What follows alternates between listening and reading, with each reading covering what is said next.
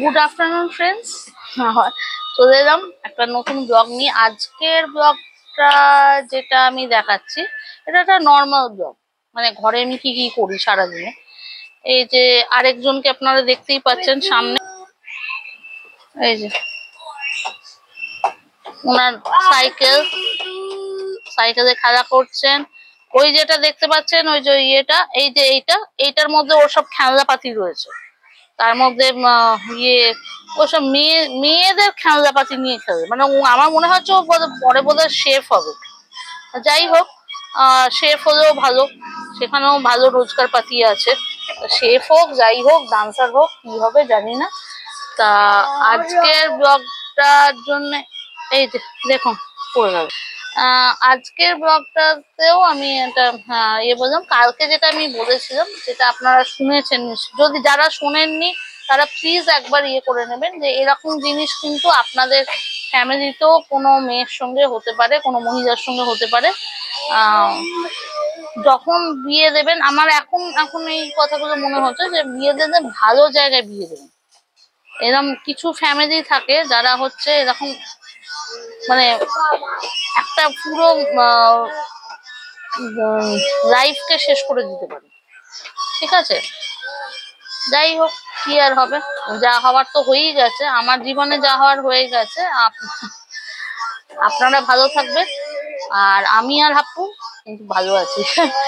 আমরা দুজনে এমনিতে ভালোই থাকি। আজকে মঙ্গলবার, আমি এইটা বন্ধ করে দিচ্ছি। এটা হাপ্পু দিচ্ছে, এটা হয়ে যাবে, আবার কপিরাইট হয়ে যাবে।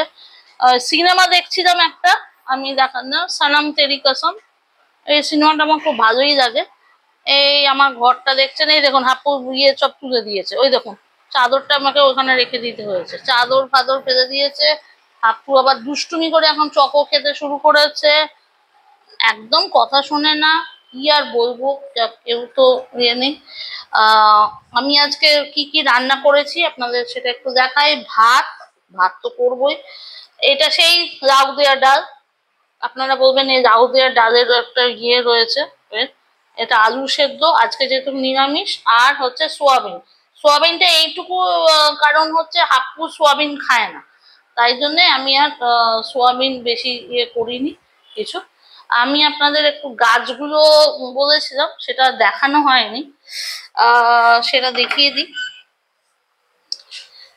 এই ঘরটার মধ্যে এইটা তো আপনারা জানেনই, আমার বিনস গুলো রয়েছে এইটা। আর এইটা আবার আপনারা ভাবেন আবার একটা কি বস্তা নিয়ে বসে আছে। এইটা হচ্ছে ওই আমার আর সৌনকের ইয়েগুলো, কি বলে, কমফর্টার, মানে রেপ যেগুলো আমরা বলি, সেইগুলো আমি ধুয়ে, যেদিনকে সৌনক মারা গিয়েছিল তার আগের দিন দিয়েছিলাম, তা গতকালই ওরা দিয়েছে।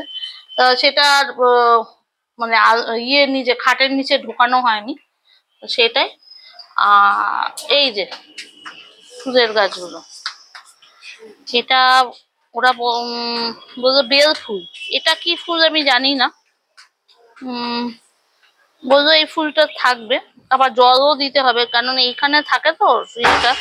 এই দুটো পিটুনিয়া গাছ এখনো রেখে দিয়েছি। এই পিটুনিয়াটা সৌনক খুব পছন্দ করতো, এই রংটা, এই যে ভায়োলেট কালারের একটা হতো, তাই জন্য যতদিন না একদম শুকিয়ে মরে যায় ততদিন আমি রেখেই দিয়েছি।